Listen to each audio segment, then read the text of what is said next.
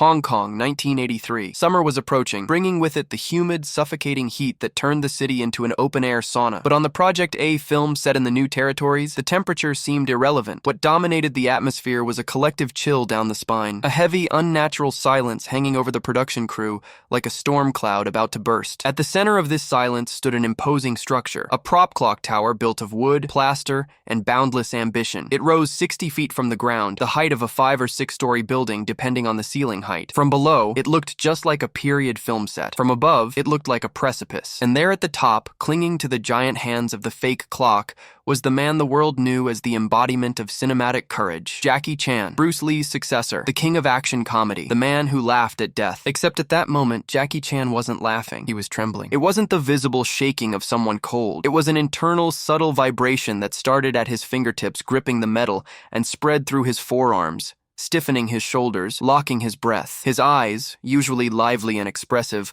were fixed on the void below him. The ground down there seemed to mock him. The crew below waited. 1 minute passed, 2 minutes. The director of photography checked the light. The boom operator adjusted the microphone. Mars, the stunt coordinator, looked at his wristwatch and then at the tower clock. "Jackie!" someone called out, an uncertain voice breaking the silence. Jackie didn't answer. He was locked in an internal battle no one down there could see. A battle between the desire to create something legendary and the primitive, screaming, deafening instinct for survival that said only one thing: if you let go, you die. This isn't just the story of a dangerous stunt. Cinema is full of them. This is the story of when the world's greatest stuntman's mind broke. The story of 7 days of paralysis, shame, and terror. The story of how a vertical nightmare almost destroyed the legend before it was fully written. And most frighteningly, it's the story of how he decided the only way to wake up from this nightmare was to dive headfirst into it, twice. To understand why Jackie Chan was hanging from that tower in 1983, we need to understand the moment he was living in. The early 80s were a turbulent transition period for Hong Kong action cinema. Bruce Lee's shadow was still long and heavy. For years, producers tried to turn Jackie into the new Bruce Lee, forcing him to make serious films with tough guy faces and high-pitched screams that failed miserably. Jackie wasn't Bruce. He knew that. It was only when he embraced his own identity, the mix of kung fu, suicidal stunts, and the physical comedy of Buster Keaton and Charlie Chaplin, that he found his path. Films like Snake and The Eagle's Shadow and Drunken Master turned him into a star. But being a star wasn't enough. Jackie wanted to be an auteur. He wanted total control. Project A was his big gamble. He was the director, screenwriter, stunt coordinator, and lead star. It was a period film set at the turn of the 20th century, where he played Sergeant Dragon Ma, a Coast Guard officer fighting pirates. The budget was astronomical by local standards. The sets were grand. The cast included his school brothers, Sammo Hung and Yuen Biao, forming the golden trio of HK cinema. The pressure was monumental. If Project A failed, Jackie's directing career could end before it began. He needed something spectacular, something to make the audience choke on their popcorn, something no one had ever seen, or at least not since the silent film era. Inspiration came from a classic scene in Safety Last, 1923, where comedian Harold Lloyd hangs from the hands of a clock atop a skyscraper. Lloyd, of course, used perspective tricks and hidden safety platforms. The illusion of height was perfect, but the real risk was controlled. Jackie, in his obsessive quest for realism, looked at that scene and thought, what if I do it for real? And what if, instead of just hanging there, I fall? On paper, the idea seemed brilliant, a homage to the past, elevated by the madness of the present. A drop of nearly 60 feet, cushioned only by 2 fabric awnings strategically positioned to tear and slow the descent before the final impact on the ground. No wires, no nets, no camera tricks. When he proposed the idea, the team fell silent. Mars, his right-hand man on the stunt team, asked, "Boss, are you sure? 60 feet is very high. If you miss the angle of the awnings..." "I won't miss," Jackie said with the confidence of someone who had already broken half the bones in his body and kept walking. "The awnings will absorb the kinetic energy. It's simple physics." Simple physics. Theory always looks clean and safe. Practice is dirty, chaotic, and painful. The clock tower was built in the studio courtyard. It wasn't just a facade. It was a solid 3-dimensional structure, high enough to give anyone vertigo upon climbing to the top. The clock itself was large, with reinforced metal hands to hold a man's weight. Below the tower, the team prepared safety. And I use quotes here because, by modern standards, what they did would be considered criminal negligence. 2 canvas awnings were installed at different levels. The idea was for Jackie to pass through the first one, losing speed, then the second, losing more speed, and finally fall to the ground, which was softened with a bit of loose dirt but was still ground. There were no airbags. At the time, that technology was expensive and rare in Hong Kong. Besides, Jackie thought airbags limited camera angles. He wanted to film from the bottom up, showing the continuous fall, uncut, until impact on the ground. A giant airbag would ruin the framing. So the equation was simple. Flesh plus gravity, 2 canvas awnings, your survival maybe. Testing began with sandbags. The team threw bags weighing the same as Jackie from the top of the tower. Test 1. The bag tore through the first awning, missed the second, and exploded on the ground. Test 2. The bag hit the awning's wooden frame and ricocheted away. Test 3. The bag tore through both awnings and hit the ground with a dull thud, but remained whole. See? Jackie said, looking at the motionless sandbag on the ground. It works. The team wasn't so convinced. A sandbag doesn't have a neck to break. It doesn't have knees to shatter. It doesn't feel fear. But the schedule was running. The fight scenes, the bicycle chases, the bar brawls, everything was being filmed with the frenetic energy typical of Jackie's productions. He was everywhere, adjusting cameras, choreographing fights, acting. Adrenaline kept him focused. He didn't have time to think about the tower until the day arrived. Chapter 3. The first day, and the second, and the third. It was a cloudy morning when production stopped everything for the scene. The set was cleared of non-essential personnel. Only the stunt team, cameras, and direction remained. The mood instantly shifted from hard work to solemn ritual. Jackie did his usual warm-up, deep stretches, air kicks, neck rotations. He looked calm. He put on the gray Coast Guard uniform, adjusted his hat. "Let's go," he said, and began climbing the tower's internal structure. Getting to the top was easy. Getting out to the clock's outer face was a bit more complicated, but he had done worse. He positioned himself, gripping the minute hand with his right hand and the dial's edge with his left. "Cameras ready," shouted the assistant director from below. "Sound! Action!" Jackie looked at the camera. He made the comical panic expression the script required. The villain, played by a stuntman, appeared in the window and threatened to push him. Jackie slipped, hanging only by his hands from the hands. Now was the time. The script said, Sergeant Ma loses his grip and falls. Jackie looked down. And that's when it happened. The glitch. The error in the system. Usually experienced stuntmen develop a kind of tunnel vision before a stunt. They don't see height. They see trajectory. They don't see danger. They see technique. But in that moment, Jackie's tunnel vision opened up. He saw everything. He saw the rough texture of the canvas down below. He saw the pebbles in the packed dirt. He saw Mars' worried face. He saw the absurd distance between his feet and the first impact point. And, worst of all, he felt the fragility of his own body. It was as if suddenly he had woken from a dream of invincibility that had lasted for years. "I am just flesh and bone," his brain whispered. "If I fall, I break." His fingers tightened more on the hand. His knuckles turned white. "Let go, Jackie!" his mind commanded. "No way!" his body replied. Down below, the silence stretched. 5 seconds. 10. 20. "Cut!" Jackie shouted, his voice strangled. The crew relaxed. "Technical problem?" someone asked. "No," Jackie said, climbing back into the safety of the tower. "Just, need a minute." He climbed down, drank water, walked in circles, slapped his own thighs to loosen the muscles. "It's okay," he told himself. "Just a moment of hesitation. It happens." He climbed up again,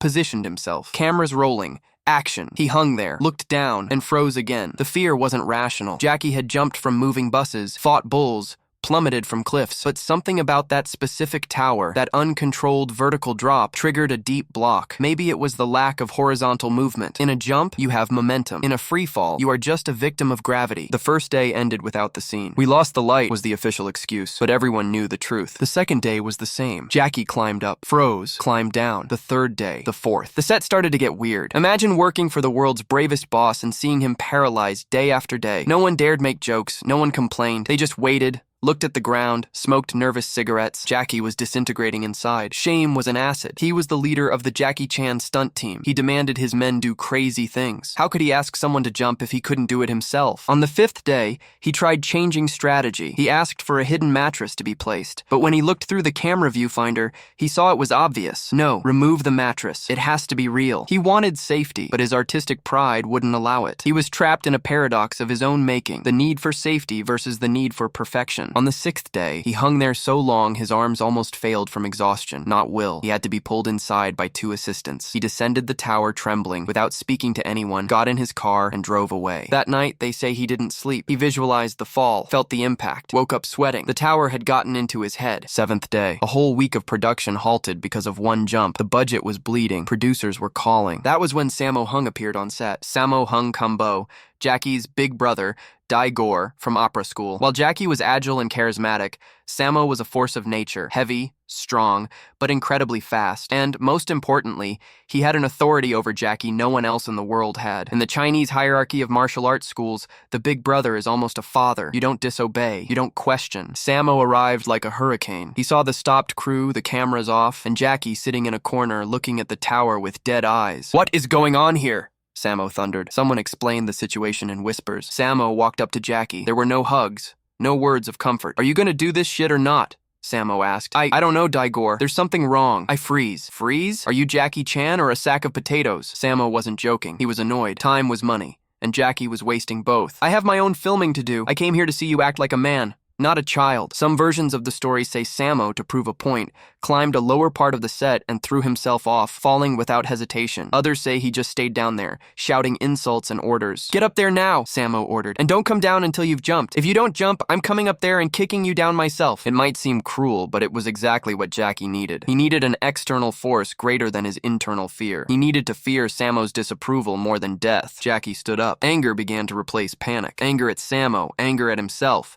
anger at that damn tower. Let's do this shit, he grumbled. Jackie climbed the tower as if heading to a fight. His movements were brusque, aggressive. He reached the top, stepped out to the clock. Cameras! He shouted from above, not waiting for the assistant. The crew ran to positions. The fright activated them. Rolling! Jackie grabbed the hand. This time, he didn't look down. He looked at the horizon. Fuck it, he thought, and let go. There was no technique. There was no elegance. It was a surrender to gravity. His body plummeted. The first impact was with the upper awning. RIP. The sound of thick fabric being shredded was as loud as a gunshot. The awning braked his fall for a fraction of a second, but also destabilized him. His body spun forward. Second awning. RIP. Another violent tear. This awning gave way faster, barely absorbing the impact. Now it was just him and the ground. Jackie was falling head first. His stunt instinct tried to correct posture, tried to pull chin to chest, tried to prepare back for the roll, but physics was faster. He hit the ground. It wasn't a smooth judo roll. It was a chaotic impact. His body hit sideways, then his head whipped against the dirt. His neck bent at a horrible angle. His legs flew over his head. He stopped,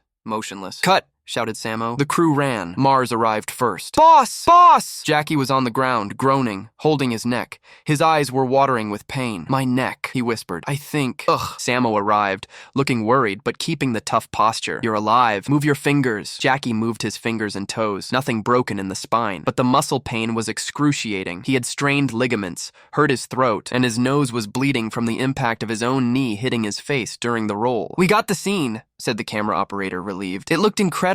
Scary. Jackie was helped to sit up, drank water. They put ice on his neck. Adrenaline was dropping and pain was rising, but he had done it. The 7-day nightmare was over. He had won, or so everyone thought. Jackie asked to see the replay. A video monitor was brought over, cutting-edge technology at the time. He watched the fall, saw his body tearing the awnings, saw the impact on the ground. He frowned. What is it? Asked Mars. It looked great. No, Jackie said, voice hoarse. The angle is strange. When I hit the ground, it looks messy. You can't see my face properly at the end. The audience might think it's a double. A cold silence fell over the group. No one wanted to understand what he was implying. Jackie, Sammo said, softer now. It's good. You almost killed yourself. Let's move to the next one. Jackie shook his head, stubborn as a mule. If the audience thinks it's a double, all this suffering was worth nothing. It has to be undeniable. He stood up, swaying a little, took the ice bag off his neck. Let's go again. The team looked at him like he was an alien. Again? The assistant director asked, incredulous. You can barely turn your head. I said again. Jackie shouted. It was obsession speaking. The same obsession that made him freeze for 7 days was now driving him to the other extreme. Total disregard for self-preservation. They had to fix the awnings, sew new fabrics, stretch the canvases. This took an hour. An hour where Jackie sat, meditating on the pain, refusing painkillers so as not to lose reflexes. He climbed the tower for the second time that day. His body screamed. Every step was agony for his stiff neck. But his mind was strangely clear now. He had already fallen. He knew what it was like. The mystery had disappeared. Only pain remained, and pain he knew how to manage. He positioned himself. Action! Jackie let go. This time he tried to control the rotation better. First awning. RIP. Second awning. RIP. Ground. He hit with the same violence but managed to turn his face to the camera at the last second. The impact shook his bones like a rattle. He lay in the dirt, looking at the gray Hong Kong sky, tasting blood and earth in his mouth. Mars ran to him again. Jackie? Jackie raised a thumb without opening his eyes. We got the scene, he whispered. Jackie was taken to the hospital that night. Diagnosis: severe cervical injury, broken nose, multiple contusions. He wore a neck brace for weeks, hiding it under high collars or taking it off only to film static dialogue scenes. But when Project A went to the editing room, Jackie made a decision that would become legendary. He looked at the 2 takes. The first, raw and violent. The second, more controlled but equally brutal. Which one do we use? Asked the editor. Both, Jackie replied. Both? But it's the same fall. It'll break temporal continuity. I don't care about continuity, Jackie said. I want them to see. I fell twice. They're going to see twice. And so it was. In the film's final cut, the clock tower sequence is shown in a quick, repetitive cut. We see Jackie fall and hit the ground. Cut. We see him fall again from another angle and hit the ground again. It's visceral. It's painful. It's Jackie Chan. That scene became one of the most iconic in action cinema history. Not for the choreography, but for the sheer audacity. It marked the end of the era where Jackie tried to prove something to producers and the beginning of the era where he tried to outdo himself, whatever the cost. Years later, Jackie was asked about the 7 days of fear. I'm not ashamed of fear, he said. Fear kept me alive. If I had jumped on the first day without thinking, maybe I would have died. Fear made me respect gravity, but courage was climbing up there again when I already knew how much it was going to hurt. The project A Clock Tower no longer exists. It was dismantled shortly after filming, but the legend of that day remains. The day the bravest man in the world was afraid,